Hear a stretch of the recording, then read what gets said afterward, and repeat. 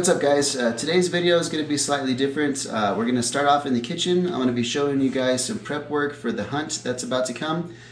Today we're going to do or attempt to record a catch and cook or a kill and cook video. I'm going to go out to the field. It's squirrel season. After tassel-eared squirrels, they're also called abert squirrels, what they're listed in the proclamation. And I'm going to show you guys how to field dress them, how to take the meat off, how to prepare it, and to cook it in the field. Stay tuned because there'll be a longer, more in-depth video with multiple squirrels, and I'll show you guys how I actually prep them here at the house. But for today, we're going to go out with a loaded up backpack, a jetboil, some of these supplies that you see here, and prep the squirrel out in the field and eat it out in the field. So what I've got here set up, I've got a container for water. We're going to add salt in the water just to take out there. If you soak the squirrel meat in the salt water, it's going to take out some of that gaminess and make it a lot more pleasurable to eat for yourself or your family. What I have here is some club crackers, regular club crackers. Here's what the box looks like. We're going to dump these in a food processor, grind them up, put them in our baggie, and we're going to toss the squirrel in that to fry it out in the field. So let me get this stuff set up here, and we'll show you guys what the finished product is before I put it in the backpack, and then we'll head out to the field.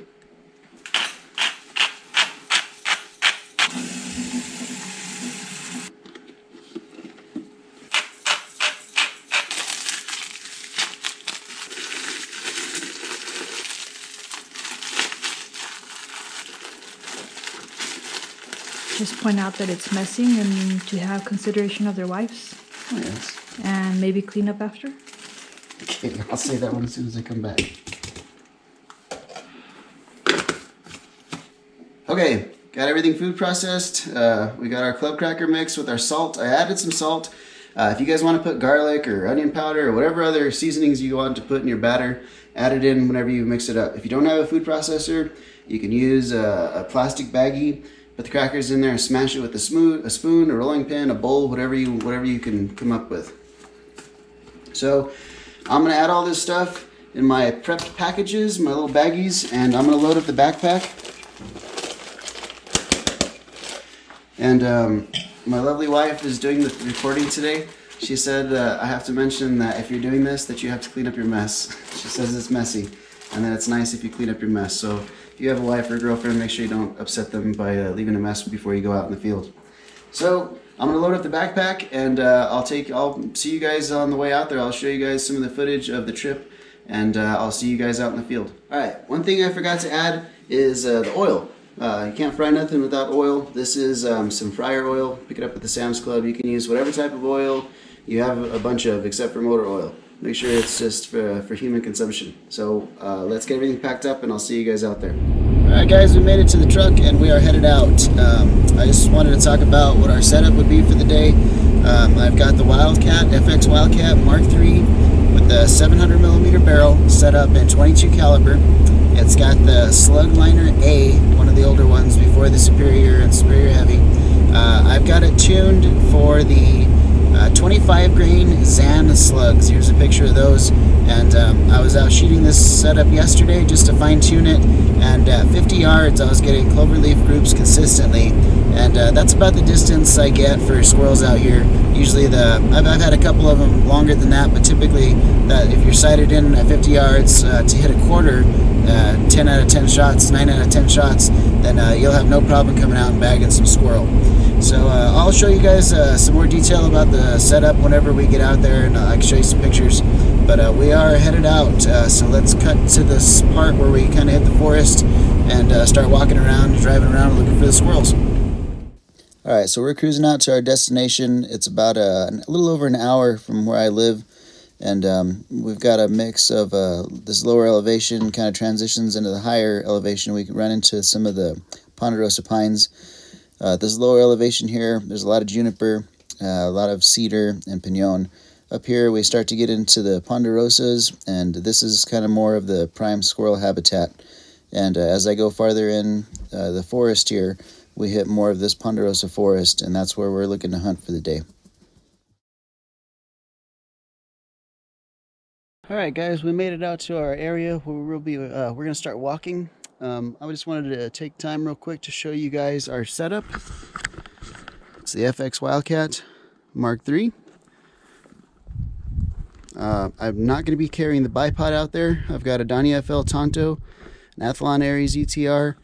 I've got my own custom 3D printed magazine holder. If you guys are interested in that, let me know in the description below, or sorry, the comments below.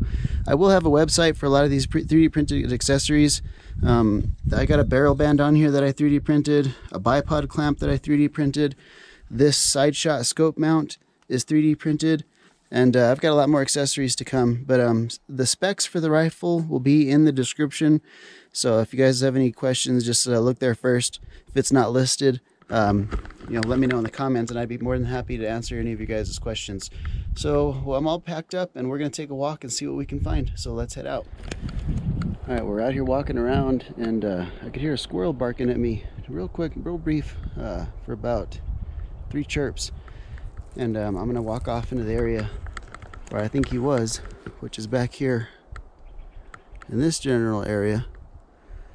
Now what they'll do is they'll get up in these tops of these pines where it's real bushy and full of foliage, pine needles, and it's real hard to spot them sometimes.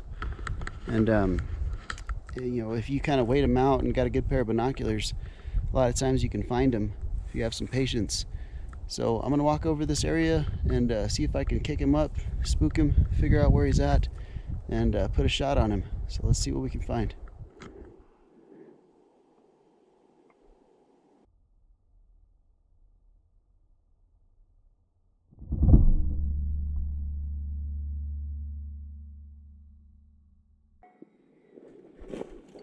All right, so we're just walking along, and we caught some movement up in some of these rocks here, and it was a ground squirrel.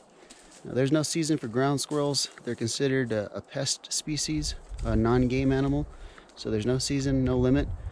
We typically don't eat them just because they dwell in the ground, and anything that dwells in the ground typically can get, they're prone to fleas and ticks, and sometimes fleas and ticks carry disease. So I was able to put a shot on him. I got my retriever up there, coming back down with him right now. As you guys can see, it might have been a little bit blurry in the scope cam footage, just because the minimum parallax is 25 yards, and that shot was probably only about 20 yards. But there he is. Nice shot placement. Zan slugs definitely put the pop on him. Right, well, not what we were looking for to eat, so let's continue our search and see if we can find Abert's squirrel. All right, we're hiking along. I just spotted a squirrel up in the tree. You're not going to be able to see him, but I'll point it out with an arrow. So let me see if I can put a shot on him.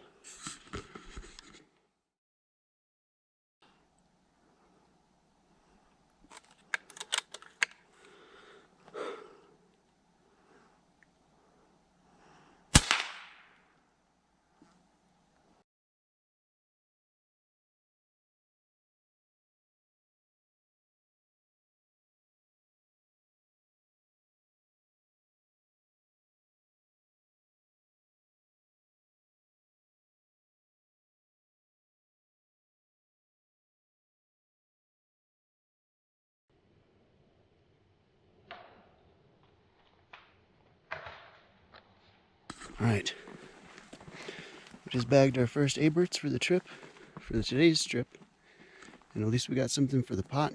I was just out here hiking along. I've probably already hiked a little over a mile, and I'm not sure if this was the one that was chirping at me or not, but he was kind of just hanging out, didn't seem too alerted. He was just sitting on a branch, as you guys will be able to see from the scope cam footage. So let me go see if we can recover it, and I'll show you guys what we got. All right, I was able to put a recovery on him, and here he is. This is tassel-eared squirrel, and they call them that because of these little kind of fuzzies, tassels that they get on their ears, and the older that they are, the more pronounced those tassels are. But this one's in pretty good shape. Got a nice fluffy tail. Looks like he's got some marks on him from fighting with some other squirrels, but he's definitely going to be edible. The younger squirrels taste better. They're a lot more tender than, say, the bigger and older ones. They're a little bit more tough the bigger and older that they get. So I'm gonna walk around a bit, might head back to the truck, and we'll skin them over there at the truck. Maybe we might bag another one by then, and I'll show you guys how I process them. Alright, so we're gonna go ahead and skin this squirrel. There's 100 different methods of doing this, but this is kind of the method that I do. The main areas that I'm gonna take off of the squirrel are the legs, the back legs, and the front legs. For this one here, I'm pretty sure we missed the shoulder. Looks like we might have torn into it, but I'm gonna go ahead and start. Now, you don't need his feet, so you can definitely whack those off. And what I do, get them both done.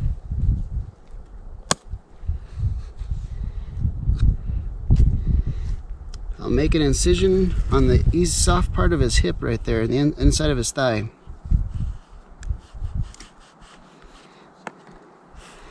And that'll allow me to start prying his skin loose from his muscle. From there, you want to just kind of cut the skin all the way down to the end here. And try not to cut into the meat.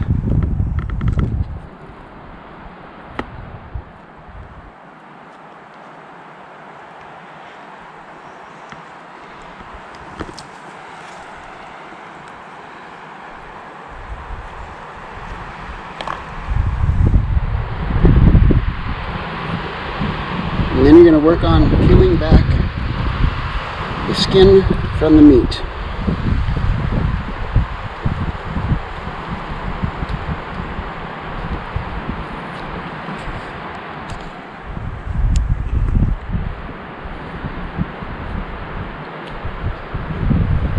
Once you got it through, you just pull it right off. Now on the top, you want to keep on going to expose the top of his hip.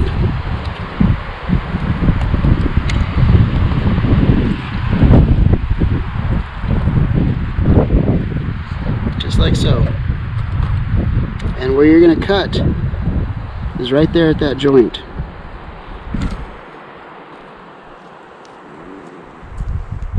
The inside, you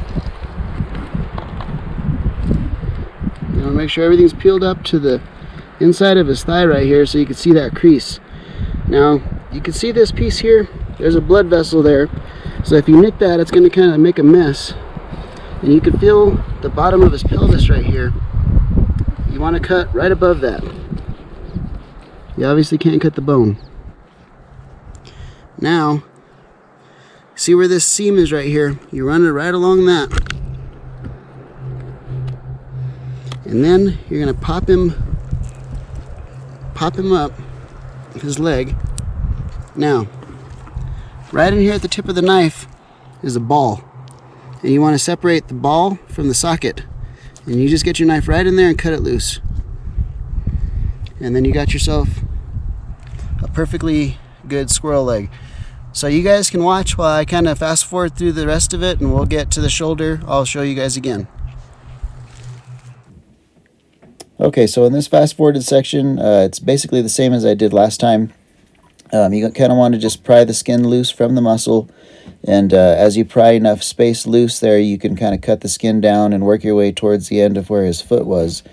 And once you get your fingers all the way around the leg, you just pop it off like a piece of clothing and pull the skin back till you expose the top of the hip. Make your incision on both sides. You save the inside cut for last because you'll cut that vessel and it'll get blood on your hands and get it all over and just kind of create a bigger mess. So this is the easiest method. Alright, so that's how you do the back. Now we're going to go ahead and work on his front shoulders. So the same thing with the paw.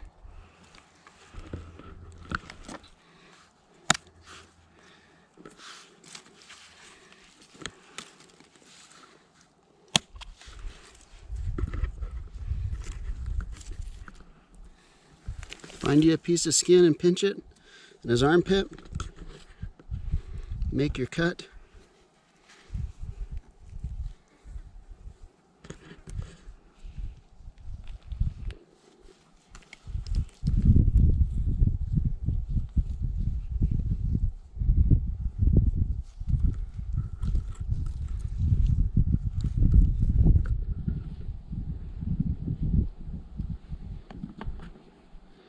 and then work his skin loose.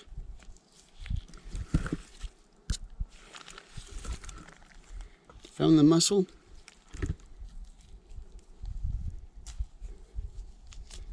And just peel it back.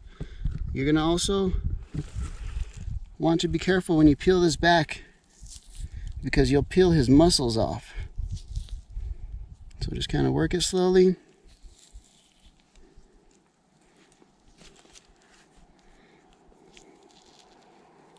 Okay.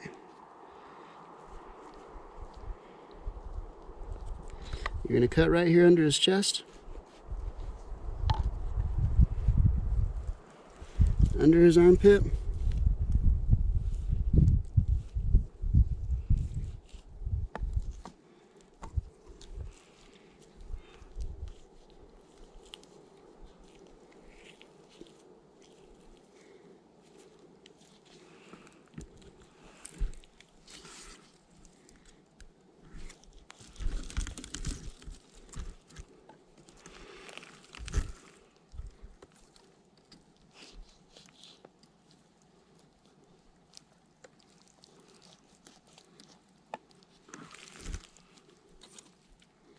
You got a bone right here.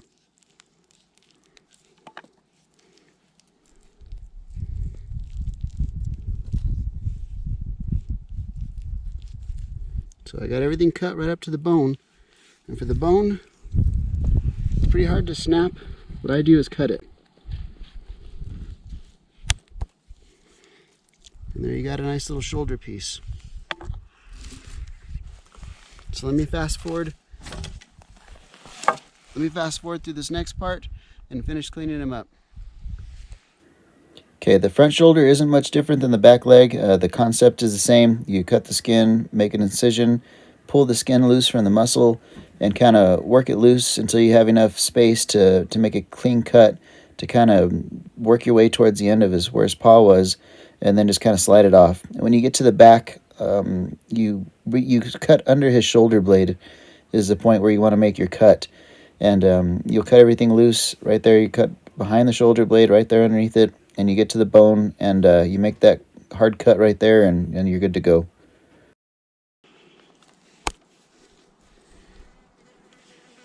Okay, go ahead and all right, we're going to gather up our salt water that we have in our container.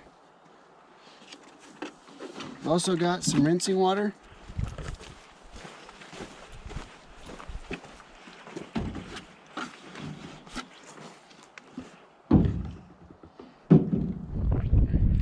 Alright, so now all we're going to do here is rinse it off.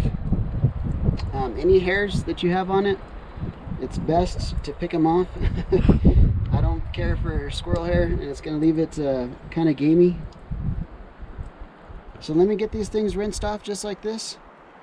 It's easiest to get the hair and pinch it and pull it off, and then wipe it off in the water. So let me get these things cleaned up, and we'll get back after that. Alright, so I just finished cleaning off the last bit, the last leg. So we've got 4 clean legs. If you want to come over here and look, I've got them in the hot water. I'm sorry, the salt water. And you're just going to let them soak in that salt brine. As you guys saw earlier, I just added salt to that and sealed it up. So we're going to let those things soak while I'm going to clean my knife off. And I'm going to go back out and see if we can find anything else. I think we're only going to cook the one. If we do get another one, I might save it to clean it so I get back to the house. But let me finish cleaning stuff up, and we'll let that soak in the salt, and we're going to see what else we can find. If you guys aren't familiar with the jetboil, it's just a self-contained little heating unit. The one I got has an adjustable burner, so you can set the temperature on it, or at least the intensity of the flame.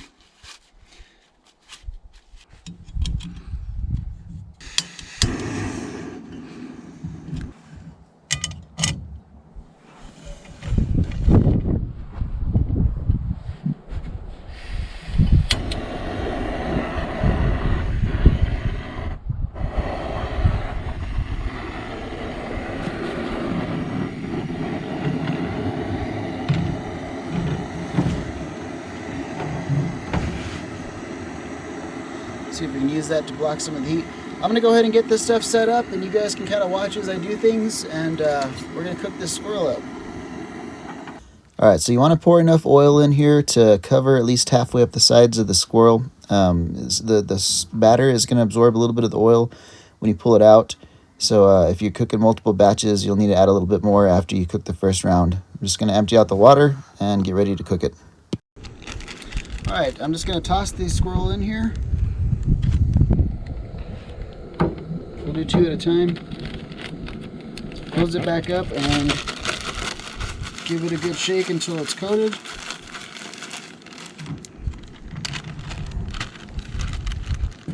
And what I want to do is let it dry. So that crust kind of stays on there. Now, there are other ways to cook and eat squirrel. For me personally, I enjoy this method. It comes out pretty tasty. It tastes like basically like fried chicken. And you know, if you're gonna go out and spend the time to harvest something for hunting season, I think it's worth it to actually go through the process of preparing it to make it taste good. So it's worth it, like a treat.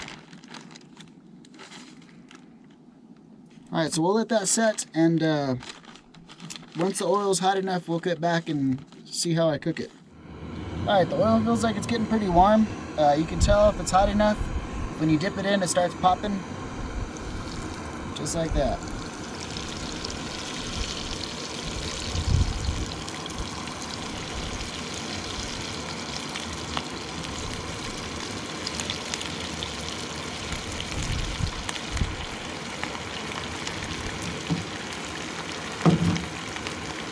Alright, we'll let it sizzle like that and brown on one side, kind of like you're cooking a steak. And then once it gets warm enough, you flip it over to the other side and do the same to the other.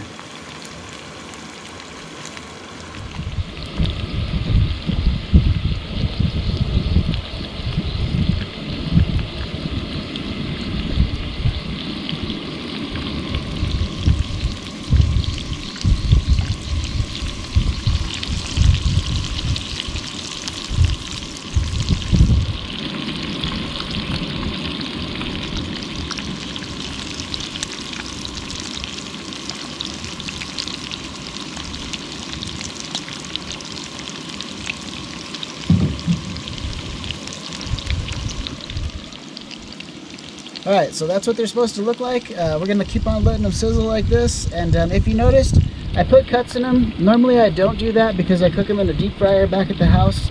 But just because of the uneven heat and the little bit of breeze out here, I just put some cuts in it so that way on the thickest parts it was able to cook faster, so we're not out here, you know, for half an hour waiting for everything to cook and the outside gets dry and tough as rubber.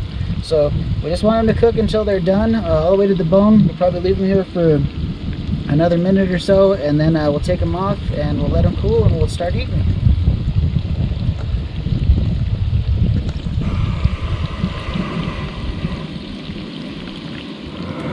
Alright, they've been sizzling for a while, and man, it smells good. If you guys have ever walked into like a place that does fried chicken, that's what it smells like, almost like Chick-fil-A sauce, or sorry, Chick-fil-A. If you've never used club crackers as breading for anything, you gotta try it because it tastes really good. So I'm going to kill this, and I'm going to let that simmer until the oil cools off, and then I'm going to take them off. We'll throw them on our makeshift plate here, and we'll start our taste test and finish them off and see how it goes. Alright guys, I think they're wrapped up, it's cooled off, and I'm going to take them off of here and set them on our little plate.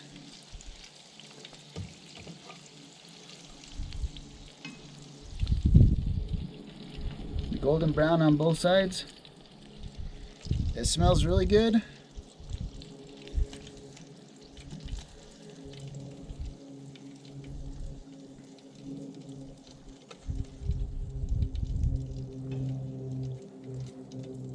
And I'm gonna let them cool off for a bit and start cleaning up a little bit of this mess, and then we'll get to eating. Alright, I've got the mess put away, and the eating time has come. it looks pretty good, you know, just by the smell. It smells good. It smells delicious, like I'm ready to eat. And this is not the first time I've eaten squirrel. I've been squirrel hunting for a long time, and I tried this one year so my kids would eat it, because I make orange chicken. I bread it the same way and fry it and toss it in orange sauce. And the kids eat it real good. So I figured, you know, let me try battering this the same way. And the kids ended up eating it. And if the kids eat it, I figured, you know, that's pretty good. So I'm going to take the smallest piece for starters. And if you've never had squirrel, it's kind of a tougher meat. It doesn't taste like chicken. It tastes more like, not a steak either. It's got its own unique taste. Kind of tastes like rabbit, I guess.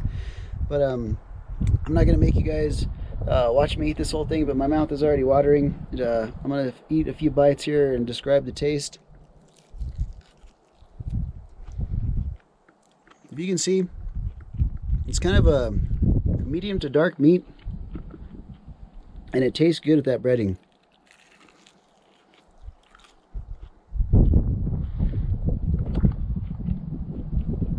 Well, as far as taste goes, I could probably eat this not every day, but once a week for sure.